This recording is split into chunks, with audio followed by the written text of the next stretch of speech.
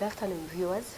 This is Dr. KIAMBATI, a senior lecturer from Karatina University. I welcome you to this session. This is Biashara TV, and today, as always, we are having our business tips conversation. And today we are talking about a very special topic titled Managing Strategic Change. It is a special topic because, as we all know, change is the only static thing in life. And as they say it, you either change or you perish. And today we want to take you through how organizations can position themselves to manage the changes that are taking place in the environment that they are operating in. Welcome.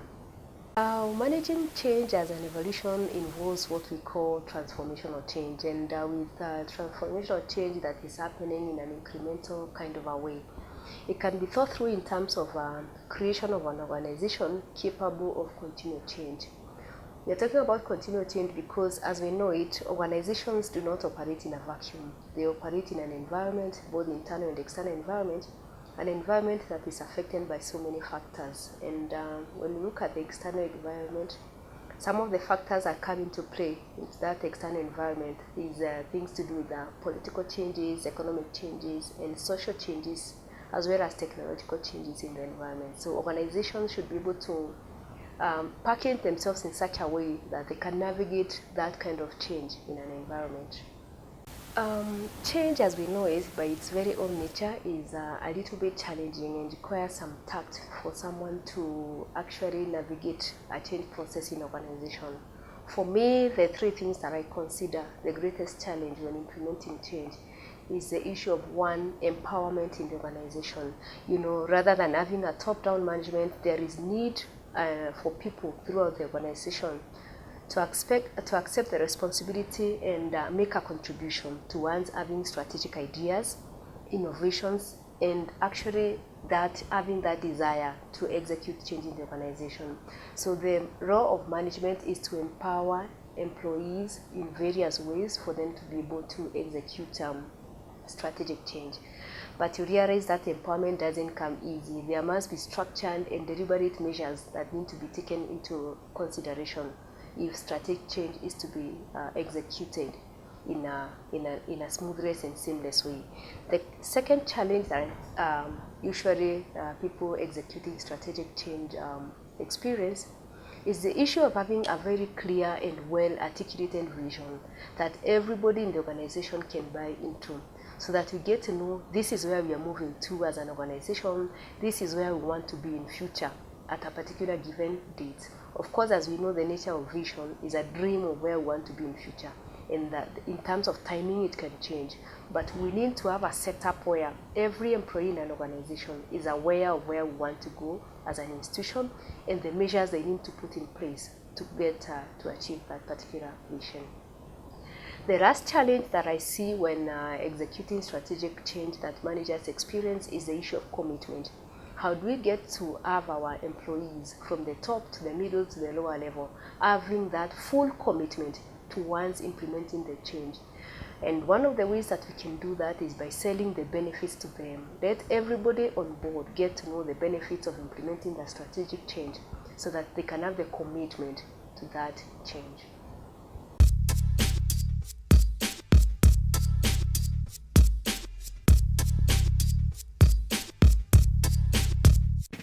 There are quite a number of principles that can guide managers in implementing strategic change, but I think for the purposes of today, we can talk about what I consider the key ones. For me, the first thing is to have a clear identification of the stages of transition, because the reason why we need to identify the interim stages in the change process is extremely important, is for us to be able to create sufficient capacity, you know, during the entry stage, during the mid-level, and during when we're about to close the change process. We require different capacities from our staff. Therefore, it is important for us as managers to have a clear identification of the stages of that transition that is going to take place in the organization. The other principle that managers need to understand as they implement change is the issue of winning the hearts of the employees. Why do we need to win the hearts of the employees? Is because change is likely to be required in a transformational and kind of problematic way, because it is revolutionary, people have to drop the former ways of working and adopt new ways of working, which is definitely not very easy. So you need to speak to people's hearts and minds so that they support the change process. And then also the next very important principle that managers need to embrace when implementing change is to have a sustainable top management commitment and support. Because if the top management commitment and support is not sustained throughout the change process, people tend to lose focus and to lose what we call in quotes the fire of change in the process, because the people at the top management who they look up to have perhaps lost the fire, have perhaps lost the commitment, especially to resource allocation. So we need to put measures in place as managers to ensure that there is that sustained top management support. There are quite a number of lessons that I've learned in my career as a consultant on managing change, and some of the one that I consider to be the greatest lesson is the one we call the overload. You know, sometimes the people we refer us as change agents or change champions in the organization may recognize that change is not a one-off process. It requires an ongoing series of initiatives, of course, sometimes even over a number of years, you know, because a change process could take 2 to 3 years. So there's the risk that these initiatives are seen as others as change rituals that signify very, very little change in the organization. Therefore, the original intention of the change program becomes eroded by the events that take place in an organization. And when that is eroded, people get involved in implementing so many initiatives that sound like supporting the change process, but basically what they're doing is to overload the entire change process. Hence, at the end, people become, people feel like they are about to suffer burnout. So there's that problem of overload. There's also the challenge of hijacking of processes. I have seen in many organizations where well-meaning change efforts have been hijacked by other and different purposes in the organization. So that if you're conducting maybe a process reengineering, it is hijacked by a staff redundancy process, and that has become a process. So we have to be so clear that which processes are likely to support and which processes are likely to hijack the change process. And of course, there is the issue, one of the other greatest challenges I've seen is the issue of disconnectedness, where people affected by the change that is occurring in the organization may see the change program connecting to their reality. In most cases, senior executives who are the proponents of the change might not be able to be seen to be very credible in terms of understanding the realities of change on the ground. Or perhaps new systems and initiatives introduced are seen to be out of line with the intentions of the intended change that is taking place in the organization. So if there's a disconnect between the two, what is happening on the ground and what was intended, then there's that disconnect amongst employees, which is likely to be a challenge when implementing strategic change. There are a few things that managers need to do for them to ensure that change processes end up to be success initiatives. One, we need to do what we call the viewing of milestones so that we record the progress that we have made. You know, change process by its very nature can be quite draining. So it is important for managers to sit back, do what we call a stock taking to see where they have progressed.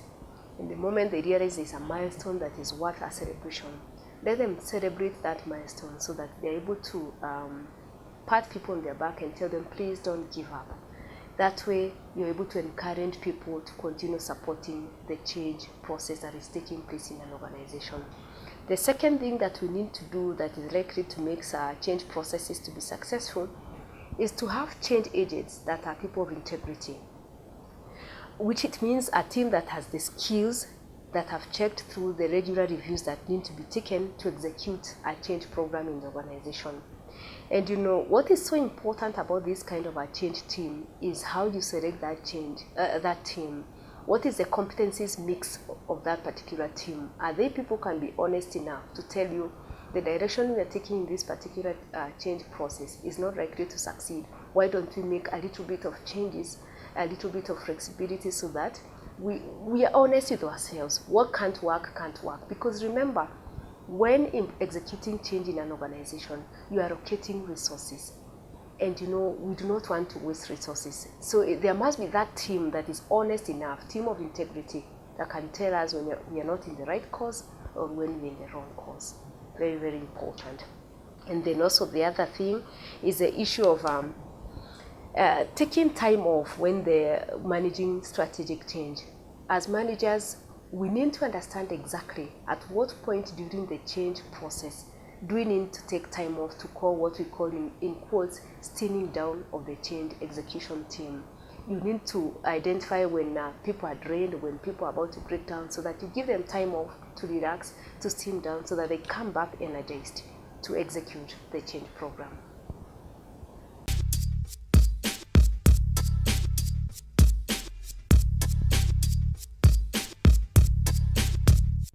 In conclusion, what we can say is that strategic change in organizations requires a logic, well thought through thought process that is flowing from one step to the other, so that when implementing a change program in an organization, it should follow the steps of creating a sense of urgency in the organization. Make it clear to all employees that it is not possible for us to continue doing business as usual. We must make changes, otherwise we perish. Once you have done that as a manager, there's need for you to form a team, what we call a coalition, that will help you push through the change that you want to implement in your organization. And of course, that we have said previously is that this particular team should be well selected, so that you're selecting the people with the right competencies to implement the change that you want to do in the organization. Then after that, as managers, we need to communicate, because we say in management that the secret behind communication is to communicate, communicate, communicate. You need to tell your employees or the people who work for you why we need to implement this change, why it is important at this particular point in time, and the resources that they require, as well as the level of commitment that is required to implement this change process. And definitely as a manager, and a strategic manager for that matter, it is important for you also to proactively think about the obstacles that you're likely to go through as you implement these changes, so that you can start thinking through well in advance how to overcome those particular obstacles. Thank you very much, our viewers. Thank you for watching Biashara TV Business Tips. As always, we keep bringing you exciting topics, and we look forward to always engaging with you. Thank you.